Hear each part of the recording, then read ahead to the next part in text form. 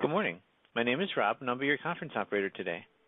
At this time, I'd like to welcome everyone to the Dollar General Third Quarter 2020 earnings call. Today is Thursday, December 3rd, 2020. All lines have been placed on mute to prevent any background noise. This call is being recorded. Instructions for listening to the replay of this call are available in the company's earnings press release issued this morning. Now I'd like to turn the conference over to Mr. Donnie Lau, Vice President of Investor Relations and Corporate Strategy. Mr. Lau, you may now begin. Thank you, Rob, and good morning, everyone. On the call with me today are Todd Vasos, our CEO, Jeff Owen, our COO, and John Garrett, our CFO. Our earnings release issued today can be found on our website at investor.dollargeneral.com under News and Events.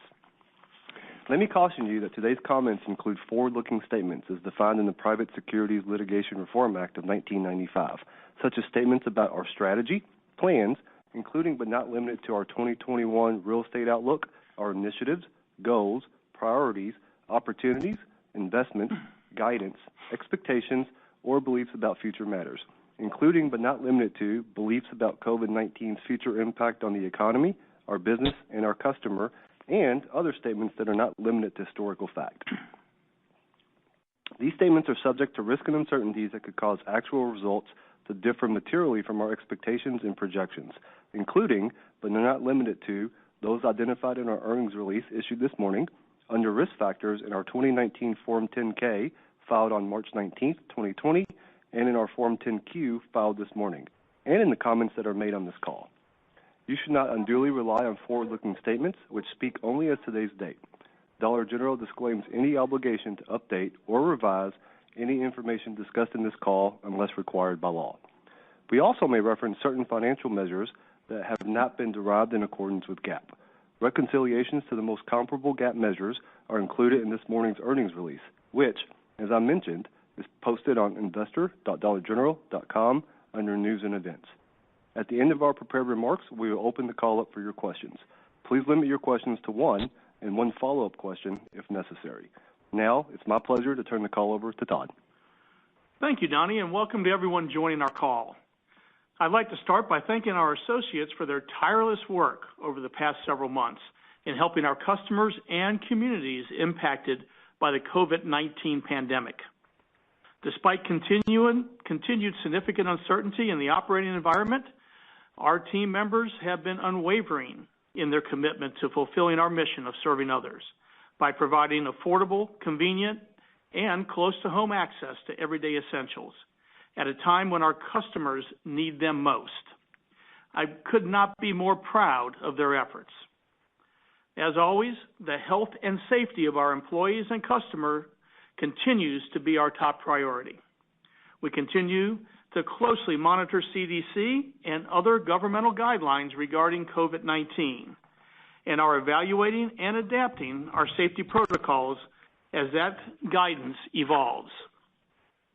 As one of America's essential retailers, we remain committed to being part of the solution during these difficult times. And we believe we are well positioned to continue supporting our customers through our unique combination of value and convenience, including our expansive network of more than 17,000 stores located within 5 miles of approximately 75% of the U.S. population. At the same time, we remain focused on advancing our operating priorities and strategic initiatives as we continue to meet the evolving needs of our customers and further position Dollar General for long-term sustainable growth. To that end, and from a position of strength, I'm excited to share an update on some of our more recent plans. First, as you saw in our release, we plan to further accelerate our pace of new store openings and remodels in 2021. In total, we expect to execute 2,900 real estate projects next year as we continue to lay and strengthen the foundation for future growth. As previously announced, we recently introduced our newest store concept, Pop Shelf, further building on our proven track record of store format innovation. We opened our first 2 locations during the quarter, and while still early, we are encouraged by their initial results. Finally, one of our core values is representing and respecting the dignity and differences of others. Building on this core value, along with our commitment to diversity and inclusion, we recently updated our fourth operating priority to better capture and express our intent. We will discuss each of these updates in more detail later in the call. But first, let's recap some of the results for the third quarter. The quarter was once again highlighted by exceptional growth on both the top and bottom lines. We're particularly pleased that for the quarter, our three non-consumable categories once again delivered a combined sales increase well in excess of our consumable business. Of note, this represents our 10th consecutive quarter of year-over-year comp sales growth in our non-consumable business, which speaks to the strong and sustained momentum in these product categories. From a monthly cadence perspective, comp sales for Q3 periods range from the low double digits to mid-teens, with the best performance in August, followed by modest moderation as we move through the quarter. Overall, third quarter net sales increased 17.3% to $8.2 billion, driven by comp sales growth of 12.2%.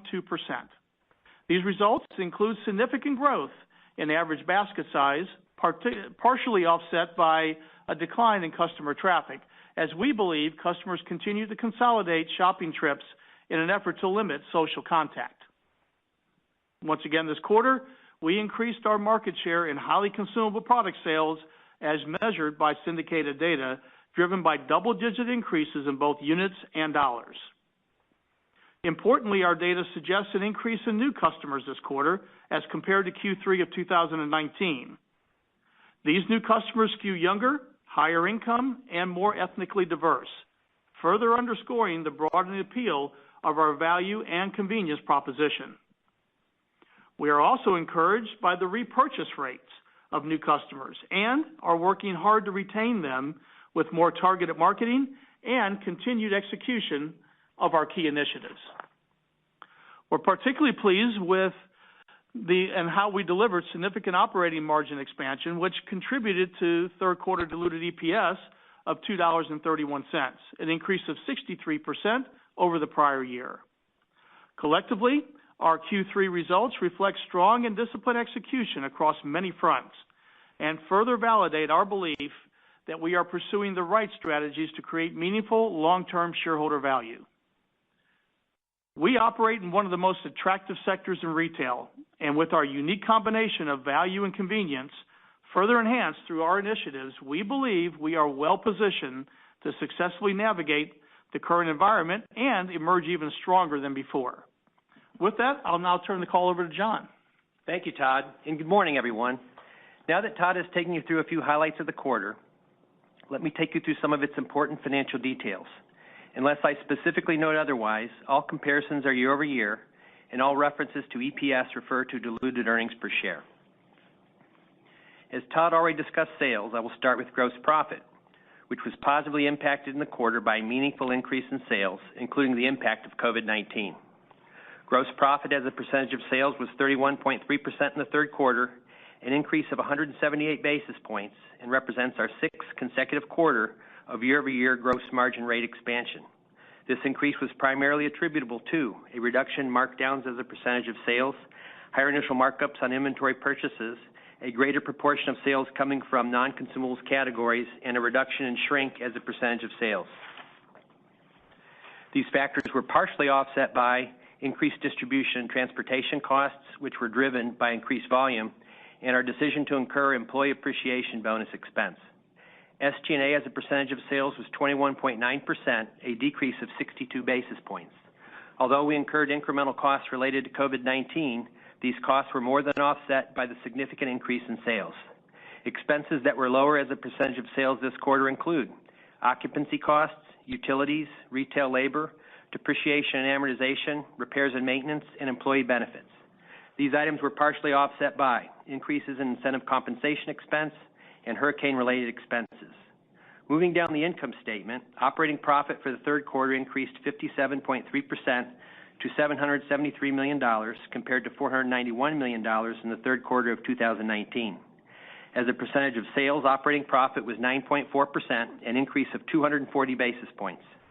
Operating profit in the third quarter was positively impacted by COVID-19, primarily through higher sales. The benefit from higher sales was partially offset by approximately $38 million of incremental investments that we made in response to the pandemic, including additional measures taken to further protect our employees and customers, and approximately $25 million in appreciation bonuses for eligible frontline employees.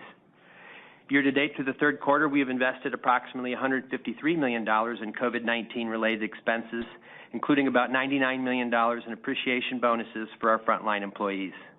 Our effective tax rate for the quarter was 21.6% and compares to 21.7% in the third quarter last year. Finally, as Todd noted earlier, EPS for the third quarter increased 62.7% to $2.31. Turning now to our balance sheet and cash flow, which remain strong and provide us the financial flexibility to further support our customers and employees during these unprecedented times while continuing to invest for the long term. We finished the quarter with $2.2 billion of cash and cash equivalents, a decrease of $760 million compared to Q2, and an increase of $1.9 billion over the prior year. Merchandise inventories were $5 billion at the end of the third quarter, an increase of 11.8% overall and 5.9% on a per-store basis. While out-of-stocks remain higher than normal for certain high-demand products, we continue to make good progress with improving our in-stock position and are pleased with our overall inventory levels. Year-to-date through Q3, we generated significant cash flow from operations totaling $3.4 billion, an increase of 103.7%. Total capital expenditures through the first three quarters were $698 million and included our planned investments in remodels and relocations, new stores, and spending related to our strategic initiatives. During the quarter, we repurchased 4.4 million shares of our common stock for $902 million and paid a quarterly dividend of 36 cents per common share outstanding at a total cost of $88 million. At the end of Q3, the remaining share repurchase authorization was $1.6 billion. Our capital allocation priorities continue to serve us well and remain unchanged. Our first priority is investing in high-return growth opportunities, including new store expansion and our strategic initiatives. We also remain committed to returning significant cash to shareholders through anticipated share repurchases and quarterly dividend payments, all while maintaining our current investment-grade credit rating and managing to a leverage ratio of approximately 3 times adjusted debt to EBITDA. Moving to an update on our financial outlook for fiscal 2020, we continue to operate in a time of significant uncertainty regarding the severity and duration of the COVID-19 pandemic, including its impact on the economy, consumer behavior, and our business. As a result, we are not providing guidance for fiscal 2020 sales or EPS at this time and are unlikely to resume issuing guidance to the extent such uncertainties persist. With regards to share repurchases, capital spending, and real estate projects, our outlook for the year remains unchanged from what we stated in our Q2 earnings release on August 27, 2020. Let me now provide some context as to what we expect in the fourth quarter. Given the unusual situation, I will elaborate on our comp sales trends thus far in Q4.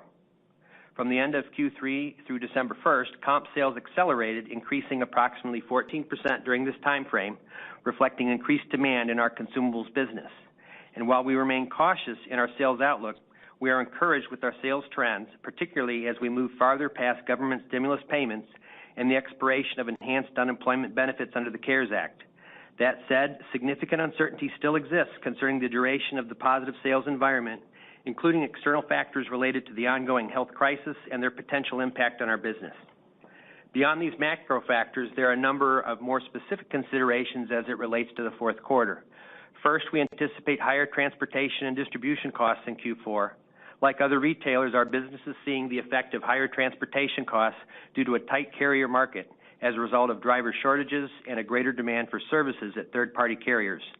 In addition, we are in the process of building, expanding, or opening a number of distribution centers across our dry and DG Fresh networks.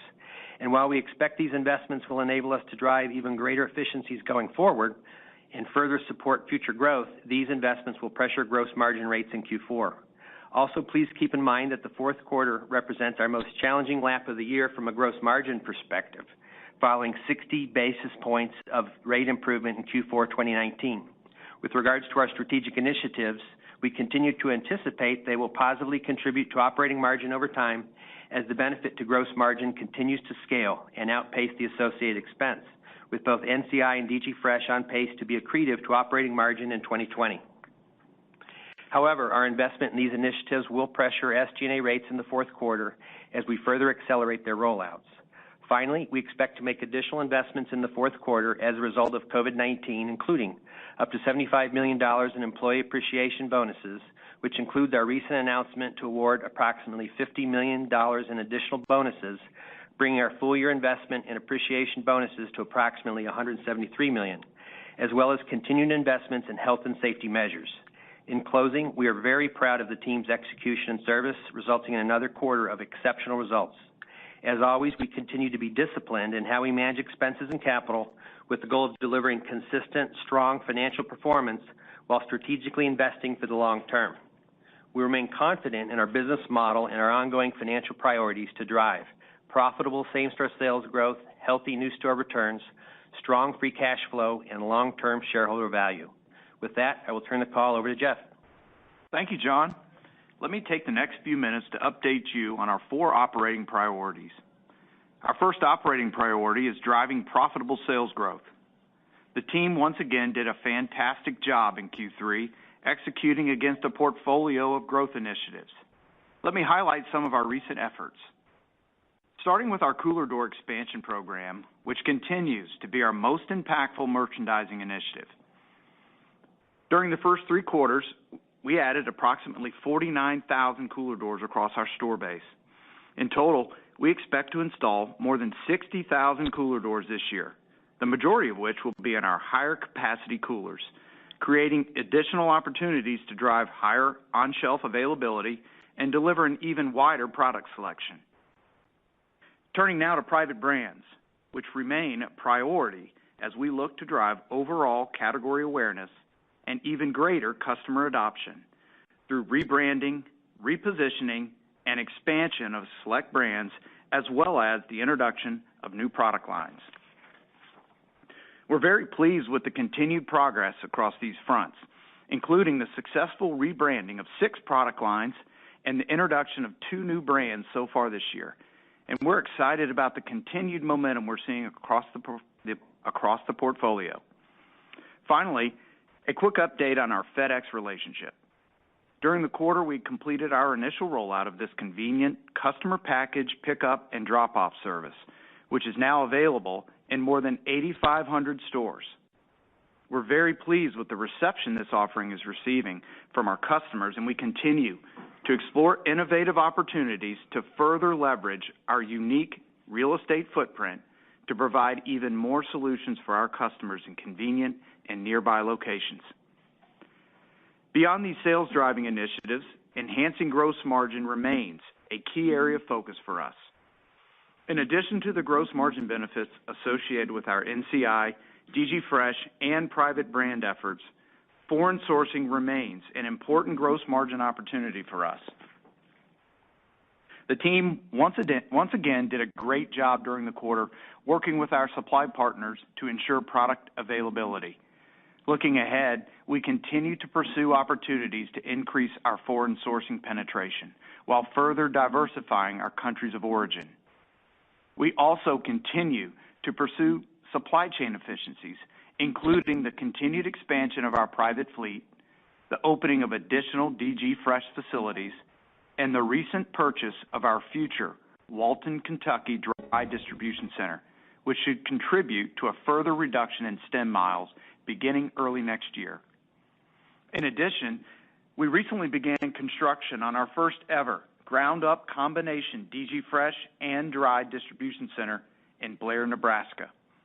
We anticipate this facility will be completed in early 2022, enabling us to drive even greater efficiencies as we move ahead. The team is also executing against additional opportunities to enhance gross margin, including further improvements in shrink as we continue to build on our success with electronic article surveillance. Our second priority is capturing growth opportunities. Our proven high-return, low-risk real estate model continues to be a core strength of our business. As previously announced, we recently celebrated a significant milestone with the opening of our 17,000th store. This is a testament to the fantastic work of our best-in-class real estate team as we continue to expand our footprint and enhance our ability to serve even more customers. As a reminder, our real estate model continues to focus on 5 metrics that have served us well for many years in evaluating new real estate opportunities. These metrics include new store productivity, actual sales performance, average returns, cannibalization, and the payback period. Of note, we continue to see strong performance across these metrics. For 2020, we remain on track to open 1,000 new stores, remodel 1,670 stores, and relocate 110 stores. Through the first 3 quarters, we opened 780 new stores, remodeled 1,425 stores, including more than 1,000 in the higher cooler count DGTP or DGP formats, and we relocated 76 stores. We also added produce in more than 140 stores, bringing the total number of stores which carry produce to more than 1,000. As Todd noted, for fiscal 2021, we plan to execute 2,900 real estate projects in total, including 1,050 new stores, 1,750 remodels, and 100 store relocations. Additionally, we plan to add produce in approximately 600 stores. Notably, we expect approximately 50% of our new unit openings and about 75% of our remodels to be in the DGTP or DGP formats. The remainder of our new store openings and remodels will primarily be in the traditional format with higher capacity coolers. Our plans also include having approximately 30 stores in our new Pop Shelf concept, which Todd will discuss in more detail, by the end of fiscal 2021, up from 2 locations today. Overall, our real estate pipeline remains extremely robust, and we are excited about the significant growth opportunities ahead. Our third operating priority is to leverage and reinforce our position as a low-cost operator. Over the years, we've established a clear and defined process to control spending, which governs our disciplined approach to spending decisions. This zero-based budgeting approach, internally branded as Save to Serve, keeps the customer at the center of all we do while reinforcing our cost control mindset. We continue to build on our success with Fast Track, which Todd will discuss in more detail later. As a result of our efforts to date, our store associates are able to better serve our customers during this period of heightened demand, as evidenced by our recent customer survey results, where we continue to see overall satisfaction scores at all-time highs. Our underlying principles are to keep the business simple, but move quickly to capture growth opportunities while controlling expenses and always seeking to be a low-cost operator. We have 3 business operating priorities, but at the heart of them is our foundational 4th operating priority.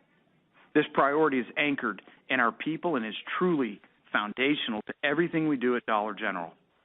Our 4th operating priority is investing in our diverse teams through development, empowerment, and inclusion.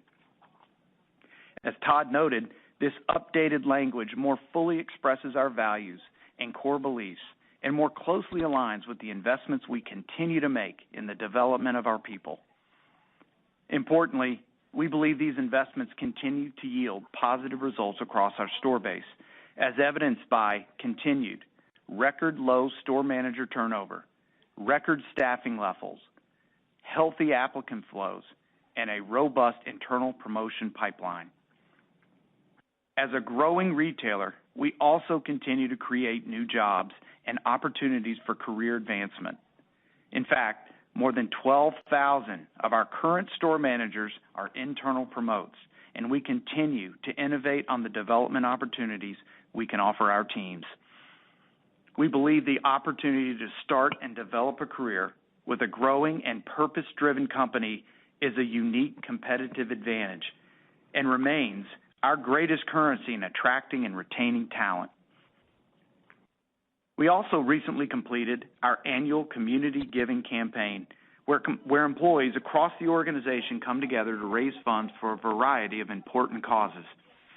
I was once again humbled by the generosity and compassion of our people. This event truly embodies the serving others culture that is so deeply embedded at Dollar General. In summary, we are executing well from a position of strength, and our operating priorities continue to provide a strong foundation from which we can drive continued growth in the years ahead. With that, I will turn the call back over to Todd. Thank you, Jeff. I'm proud of the great progress the team has made in advancing our strategic initiatives. Let me take you through some of the most recent highlights. Starting with our Non-Consumable Initiative, or NCI.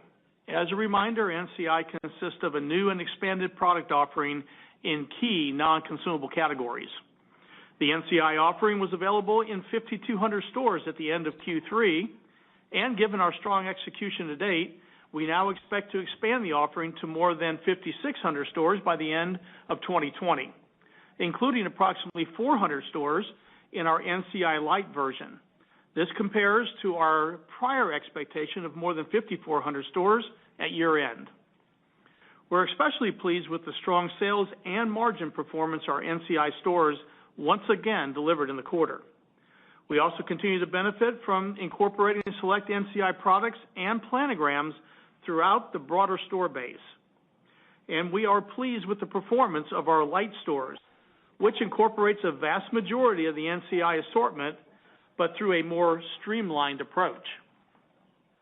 As noted earlier, we are also excited about the recent introduction of pOpshelf and the opening of our first 2 locations, which further builds on our success and learnings with NCI. pOpshelf aims to engage customers by offering a fun, affordable, and differentiated treasure hunt experience, delivered through, first, continually refreshed merchandise, primarily in targeted non-consumable product categories. Second, a differentiated in-store experience, including impactful displays of our offering designed to create a highly visual, fun, and easy shopping experience. And third, exceptional value, with approximately 95% of our items priced at $5 or less. Importantly, while pOpshelf delivers many of Dollar General's core strengths, including customer insights, merchandise innovation, operational excellence, digital capabilities, and real estate expertise, it is specifically tailored to a different shopping occasion. Will primarily be located in suburban communities and initially targets a higher income customer, potentially unlocking additional and incremental growth opportunities going forward. We're proud of all of the incredible work the team has done in standing up this concept.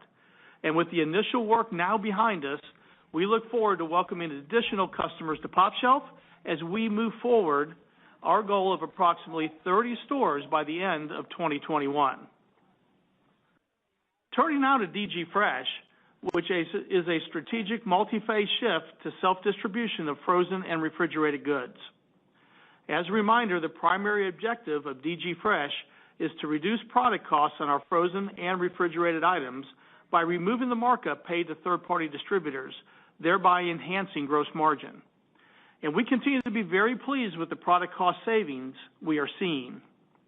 In fact, DG Fresh continues to be the largest contributor to gross margin benefit we are realizing from higher initial markups on inventory purchases.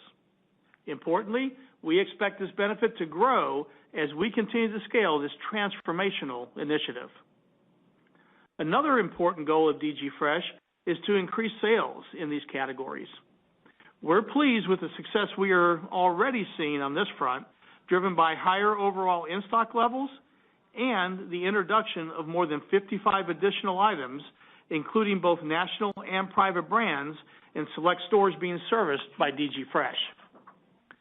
And while produce is not included in our initial rollout plans, we plan and continue to believe DG Fresh could provide a potential path forward to expanding our produce offering to even more stores in the future. In total, we were self-distributing to more than 13,000 stores from 8 DG Fresh facilities at the end of Q3. We expect to capture benefits from this initiative in more than 14,000 stores from 10 facilities by the end of this year and are well on track to complete our initial rollout across the chain in 2021. Next, our digital initiative, where our strategy consists of building a digital ecosystem specifically tailored to provide our customers with an even more convenient, frictionless, and personalized shopping experience. In an environment where customers continue to seek safe, familiar, and convenient experiences, we believe our unique footprint, combined with our digital assets, provides a distinct competitive advantage.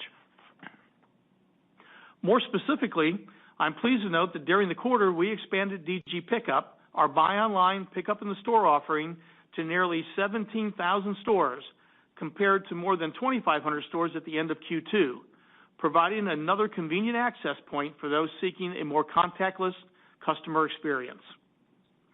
In addition to DG Pickup, our plans include further expansion of DG Go checkout as we look to make this feature available in select stores that include self-checkout, further enhancing our convenience proposition. By leading our channel in digital tools and experiences, we believe we are well positioned to drive more in-store traffic, grow basket size, and offer even greater convenience to new and existing customers. Moving now to Fast Track, where our goals include increasing labor productivity in our stores, enhancing customer convenience, and further improving on-shelf availability. We continue to be pleased with the labor productivity improvements we are seeing as a result of our efforts around rotainer optimization and even more shelf-ready packaging.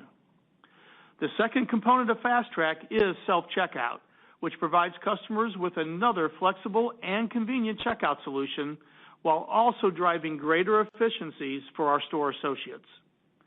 During the quarter, we accelerated the rollout of self-checkout to more than 900 stores, compared to approximately 400 stores at the end of Q2, with plans for further expansion as we move forward. And while still early, we are pleased with the initial results, including our customer adoption rates, as well as positive feedback from both customers and employees.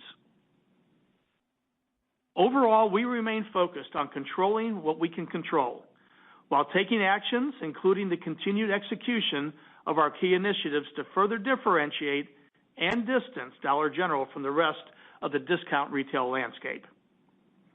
As a mature retailer in growth mode, we are also laying the groundwork for future initiatives and continue to believe we are pursuing the right strategies to capture additional growth opportunities in a rapidly changing retail landscape. In closing, we are very proud of the team's performance and our results through the first 3 quarters of 2020, which further demonstrate that our unique combination of value and convenience continues to resonate with our customers and positions us well going forward. As we are in the midst of a busy and extended holiday season, I want to offer my sincere thanks to each of our more than 157,000 employees across the company for their hard work and dedication to fulfilling our mission of serving others. With that, operator, we'd now like to open the lines for questions. Thank you. We'll now be conducting a question and answer session. If you'd like to ask a question, please press star 1 on your telephone keypad, and a confirmation tone will indicate your line is in the question queue. You may press star 2 if you would like to remove your question from the queue. We ask that you please limit yourself to one question and one brief follow-up question per caller so that others will have a chance to participate. For participants that are using speaker equipment, it may be necessary to pick up your handset before pressing the star keys. Thank you. And our first question comes from the line of Matthew Boss with J.P. Morgan. Great, and congrats on another nice quarter. Thank you, Matt. Todd, so clearly the company is hitting on all cylinders today. What do you think DG takes from this pandemic following a vaccine? Meaning any categories that you believe the company is taking multi-year market share? What are you seeing from new customer acquisition? Just kind of thinking about the after versus obviously the clear momentum that you're seeing today. Yeah, thank you, Matt. That's a great question because, here at Dollar General, we're always focused on that long term, right? And we believe that, through the initiatives that we have in place, including DG Fresh, including our digital assets, and Fast Track, including our cooler initiatives that we continue to benefit from and feel that we're still in the early innings of the ball game on.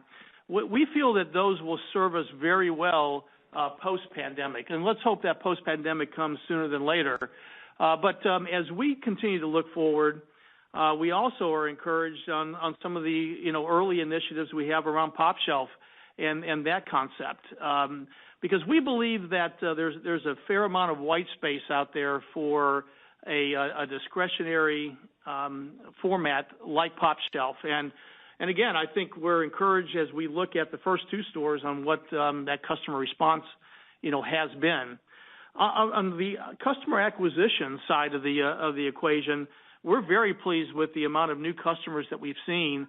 And what really encourages us is that it's a little different customer, one that is very adjacent to our core customer, but as I said, skews a little younger, more digital savvy, and a little bit more ethnically diverse.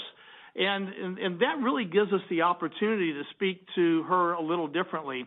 And I'm happy to say that toward the end of Q3, we actually launched our new customer acquisition platform through social media and a few other means that we won't talk about exactly. We don't want to give away too much, but suffice it to say, we're happy with some of the early response that we've even seen from that. So more to come. We're doing everything that we believe is appropriate right now while we're in the midst of the pandemic to retain and keep those customers as we move into 2021. Great. And then a follow-up maybe for John. On gross margin, if I look at expansion the last two quarters, you've shown 150 basis points plus relative to multi-year second and third quarter historical levels. So maybe could you just elaborate on the fourth quarter factors that you mentioned? And is the point that we should expect moderation in gross margin expansion, or do you actually see these headwinds outpacing the tailwinds? Great question, Matt. First, I'll start by saying we're very pleased with the gross margin expansion we've seen with 6 consecutive quarters of year-over-year expansion. As you mentioned, 178 this quarter. I'll maybe start by talking about the drivers this quarter, and that can help inform as we look ahead. I think it's important to note that the initiatives like DG Fresh and NCI are really contributing and impactful to the 3 biggest drivers we saw this quarter. First, lower markdowns. With the strong sell-through on non-consumables, we didn't have to take as much clearance markdowns, as well as we've been talking about for a number of quarters now, we're just continue to be more and more targeted on promotional activity and have less promotional activity necessary. Secondly, when you look at higher initial markups, that was primarily driven by DG Fresh. We continue to see that same substantial cost takeout, and that only grows as we scale. And then third, the mix benefit. Again, the key driver there was non-consumables. Obviously there's been a shift in wallet, but I would say that we really position ourselves very well with what we've done to that part of the box with the impact of NCI and spreading the learnings from that, as evidenced by the 10 consecutive quarters of non-con comps. In addition to that, we did have lower shrink, which we were pleased to see as a percent of sales. Now, partly offsetting that was higher distribution and transportation costs. So as we look ahead, as you alluded to in Q4, we're not providing specific guidance given the uncertainty of the environment. But I think factors to consider as you look ahead, consider first that we anticipate higher transportation and distribution costs in Q4 to continue with the tight carrier market and the DC startups. Also, Q2 and Q3, it certainly was enhanced by the mix shift into non-consumables, which it's hard to say, but it's likely to moderate somewhat over time, from those heightened levels. And then I think in Q4, it's also important to note that it is the most challenging lap of the year, as we mentioned, as we're lapping 60 basis points of gross margin expansion in Q4. So While there are some uncertainties and some near-term headwinds, we continue to believe there's opportunities to increase our gross margin and operating margin over time. We continue to see a growing benefit from initiatives like DG Fresh and NCI, as I mentioned, and those will only grow as they scale. We continue to see opportunities in the levers that we talk about: category management, private brand penetration, foreign sourcing penetration, supply chain efficiencies, and shrink. And while we always reserve the right to invest in price where needed, where appropriate, we're currently in a great spot on price and don't see the need to make any investments there right now. So believe we're making the right investments and have the levers to continue to improve gross margins and operating margins over the long term. Great color. Congrats again on the performance. Thank you. The next question is from the line of Karen Short with Barclays. Please proceed with your questions. Hi, thanks very much, and congratulations from me as well. I hate to focus on 2021, but I think that's what everyone is kind of concerned about as it relates to the tough compares. And so I wanted to ask a couple questions. I appreciate there's a lot of unknowns, but is there any way to kind of provide a framework with respect to puts and takes? And I would ask that in the context of, well, I understand you definitely can't predict sales. How are you thinking about freight into 2021 year over year? And then how are you thinking about wages specifically? Because you outlined, I guess, $173 million in bonuses, but you also probably will have around $53 million in COVID expenses. But, once you've offered these bonuses, how do you think about taking them away? Maybe a little color on both of those would be great. Yeah, Karen, let me start, and then I'll have John chime in as well here. As we look out to 2021, what again we're really squarely focused on is controlling what we can control, and that is really in our key initiatives, ensuring that we execute at a high level, retain as many of these new customers as we possibly can, through the means that we have talked about, and also again with our key initiatives being a nice backdrop to the new consumer. She can do a much fuller shop inside of our store than she ever has been able to do in the past. As you start to think about 2021 and the labor side, to your point, wages, again, we don't have a crystal ball, so we don't know exactly what the pandemic's going to look like in the first part of the year, or how fast this vaccine will be given. We've got some hints, obviously, from the CDC and through the government, but the one thing I think just to take away is that we are going to do what's right by our employees first, right? And so we'll continue to watch that. We'll continue to keep them safe, through this pandemic until a vaccine is widely available. And if we do need to pay additional bonuses to reward our frontline workers for taking care of the customers, then we'll do that.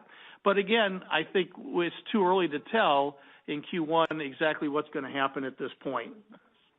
Yeah, I think the only thing I'll add to that, as you mentioned, it's challenging in this uncertain environment, given the fluid nature of the pandemic and the impact that can have on the economy and the consumer, to say what sales look like. But to Todd's point, what we're focused on is controlling what we can control, and that's accelerating virtually all our strategic initiatives, which we feel great about and are really pleased with what we're seeing them contribute to the top line and the bottom line. And again, those will continue to have an increased impact as we scale those. And so we're focused on that, as well as Todd alluded to, doing whatever we can to take care of those customers, those new customers trading in, to keep them coming back as they've indicated they intend to, and also keeping those baskets bigger. And I think what we've done to make the box more relevant than ever, providing that fuller fill-in trip, positions us well. So focused on controlling what we can control.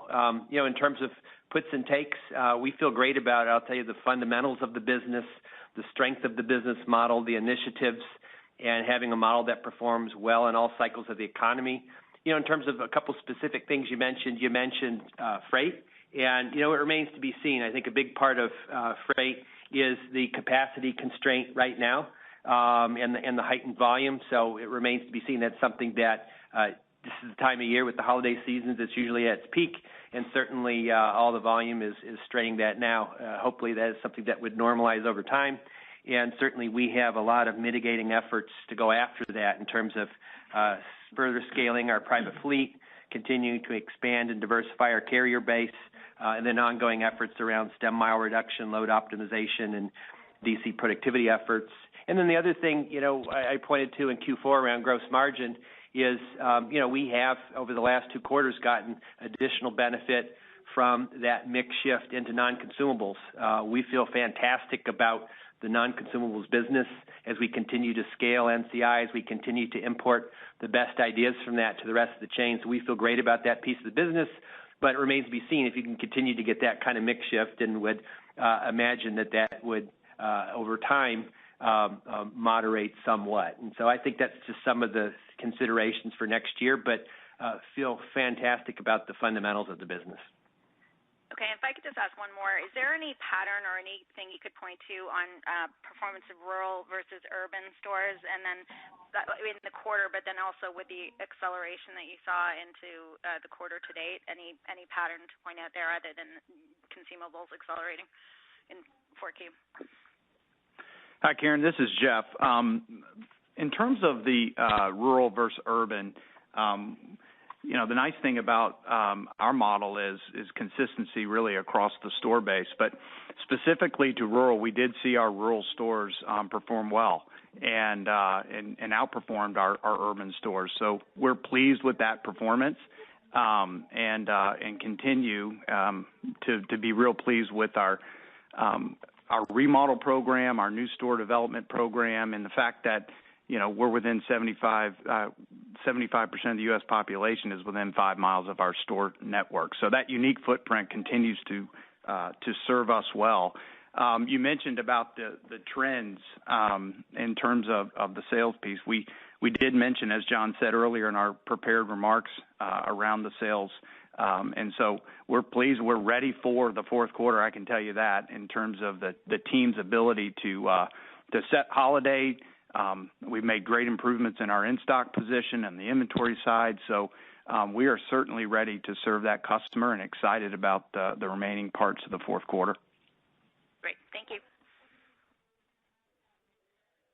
Our next question is from the line of Simeon Gutman with Morgan Stanley. Please proceed with your questions. Hey, everyone. Good morning.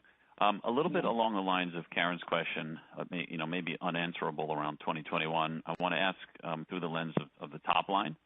And in the past, you've been fairly deliberate around some of your sales drivers, like bottoms up, new store remodels, sales initiatives. I think we talked about a recession uplift, and all of this is on top of, I think, normally some inflation. Are you still thinking about 21 in this way? Can you share your thoughts on any of these items? And then I don't know how you think about stimulus, if that's part of a sales plan or not for next year. Yeah, Simeon, as we look at the sales number for 21, again, way early. We're not giving any guidance here yet by any means. But I would tell you that a lot of the long-term algorithms are still well intact. Our new store algorithm is still very strong. As you saw, we're going to be opening more stores next year at the same and accelerated pace. And I think that should show you that we're very, very pleased with our store performance, our new store performance. And quite frankly, our remodel program accelerating next year is also a great sign that we're seeing tremendous value, and our consumers are seeing tremendous value coming out of those remodels. So all of the fundamentals around the top line, including our initiative drivers, are well intact. Stimulus, we'll have to wait and see. We don't want to guess what may or may not come, but any stimulus that does come would be a tailwind for us, and I'm sure many retailers. But we'll watch and see what happens there. We're not betting on that right now until we see it. What we are big on here, and I'll keep saying it, is controlling what we can control, and that is driving that top line through our long-term strategic initiatives. And I think they have served us well over the many years and are set up to serve us well for many years to come. Thanks, Todd. My follow-up, it's related to margin. At the second call out in the release, the initial higher markups, I think we presume that's the DG Fresh. And Todd, I think in your prepared comments you said it's building, and that's my question. I wanted to ask, if you could talk about the rate of, I guess, sequential momentum there, because I think it was initially called out in last year's fourth quarter, and so trying to think about how that ramps into 21. Is it ratably, or is there some step change that we should expect from that item alone next year? Yeah, I think the way to think about that is, and you're exactly right, that is the primary driver of that initial markup benefit that we've been talking about for a number of quarters now.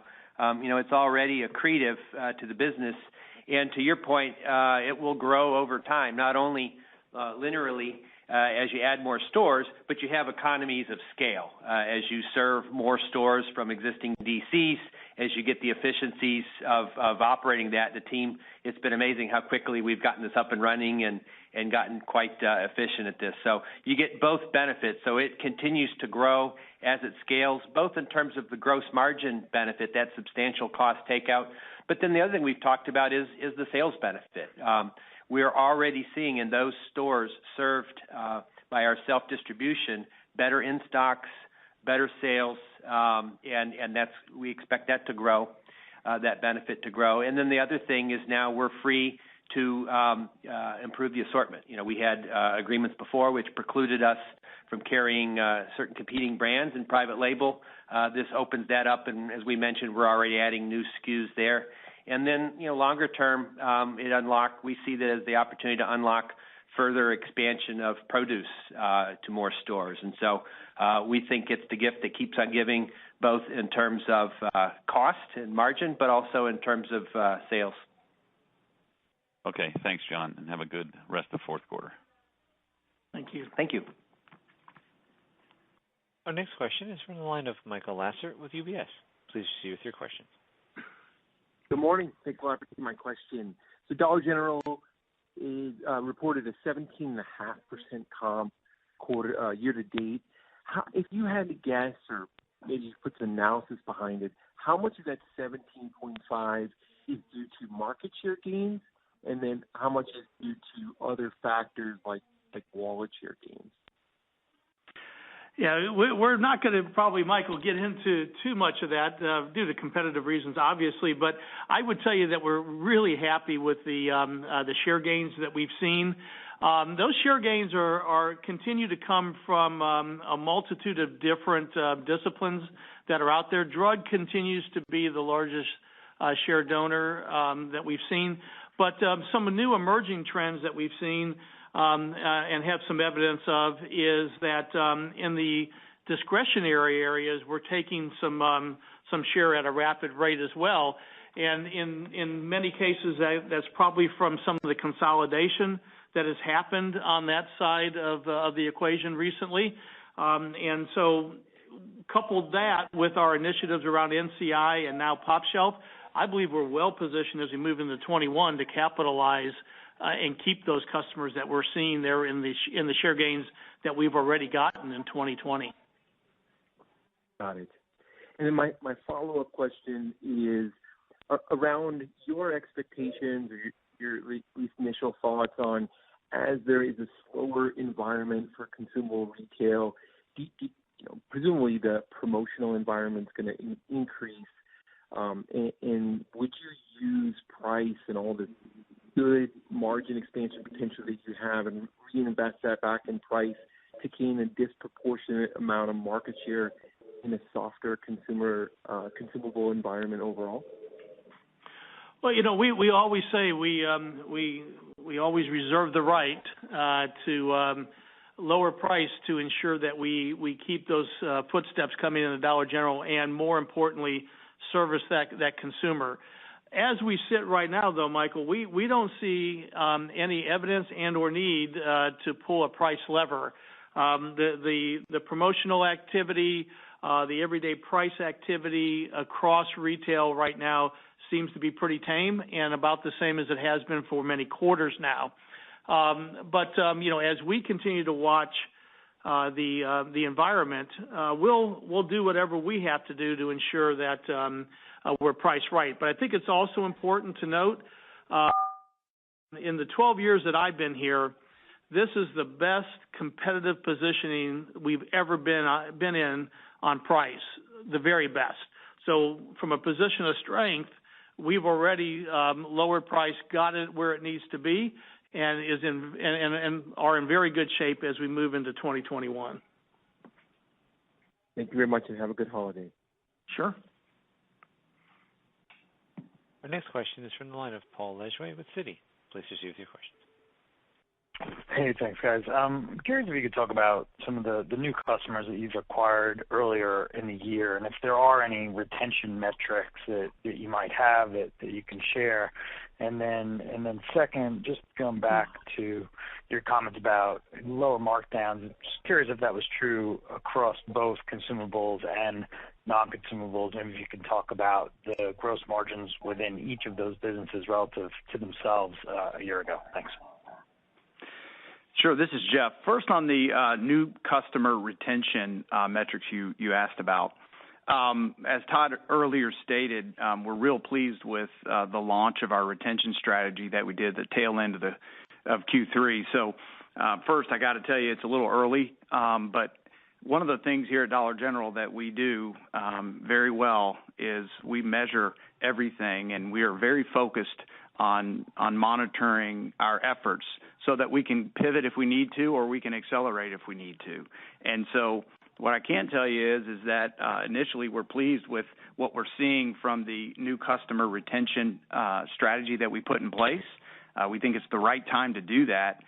When you think about that, not only from when we started acquiring new customers, call it 6 months or so ago, and then also thinking about that as it relates to 2021 and our desire to try to retain as many as we can. So very pleased with the surgical digital approach that we're taking. Rest assured we are measuring that, and I think at a future date we'll be able to talk more about that. But right now it's a little bit early. And then I'll toss it to John on the margin question. Yeah, on the markdowns, it really is both. We've been talking about lower markdowns as a percent of sales for a number of quarters. And, the driver of that has been lower promotional activity. The team's gotten very targeted and got very sophisticated in the tools we've put in place and the processes to really go after what gives us the biggest bang for the buck, what really moves the needle on true incrementality of traffic and profitability. And so that's been throughout. But with the growing strength of non-consumables and the better sell-through there, we have then more recently seen a reduction in the amount of clearance activity required to clear those goods. So it really is both consumables and non-consumables. Thanks, guys. Best of luck. Thank you. Our next question comes from the line of Rupesh Parikh with Oppenheimer. Please proceed with your questions. Good morning. Thanks for taking my question. So I want to go back to the launch of the Top Shelf concept. I was just curious in terms of the decision to launch the new concept right now during the pandemic. Is that driven by maybe more real estate opportunities or just any more color you can provide there? Sure. As you can imagine, any concept of this magnitude, the work had begun long before COVID, the pandemic, or any of that. Probably as you really dial the clock back about 18 months or so ago, really started that process. And I would tell you that the plan all along was to launch about this time that we launched it. So we were very much right on track to our initial launch times. Now, obviously, we didn't anticipate the pandemic. What we didn't anticipate either was the abundance of available real estate that would be out there, and that's been a real positive for us with some of the consolidation that we've seen from discretionary retailers that may no longer be in business at this point. We've seen some real opportunity to grab some very good real estate that we're able to open up this concept in. And that's why we're pretty bullish on the 30 by the end of 2021, both from a real estate perspective, but also the initial sales of this concept, at least in the first 2 stores, has been very, very strong and exceeding our expectations. So again, hitting on all cylinders on the initiative so far, but again, it's early. But rest assured, we'll do what we do best here at Dollar General, and that's execute at a high level and continue to refine this new concept to make it the best it can be. Great, thank you. Maybe just one follow-up question. Any thoughts you can share in terms of what you guys are seeing thus far in the holiday season and how it's performing versus expectations? And I know, your quarter-to-date trends accelerated appear to be driven by the consumables category. I was just curious if you think that the November performance was represent any pull forward of demand from. Sure. I think it's a little early to talk about, what, Q4 is going to look like in totality. A lot of selling left. Month of December for retail obviously is very big. I don't have to mention that, but I will. But when you start to look at our numbers, the great thing that we saw was our traffic numbers in November started to rebound pretty nicely. Really came back to where we saw some of those traffic numbers in Q2. And so that was a great sign for us that the consumer was out shopping, not only the consumable side of the business, but the non-consumable or the discretionary side of that equation as well. The other thing, and Jeff alluded to it in part of his comments earlier, we really leaned in on inventory for Q4 around holiday. We knew it was going to be a good holiday season for Dollar General. We went in, bought more inventory from the closeout market mainly, and we are in some of our best inventory positions in holiday than we've been in many years, and are very encouraged by the early sell-through of what we've seen in holiday. So encouraged, but a lot of selling left to go. Great. Thank you for all the color. Sure. Thank you. And thank you to everyone who's joined us today. This will conclude today's teleconference. You may now disconnect your lines at this time, and we thank you for your participation.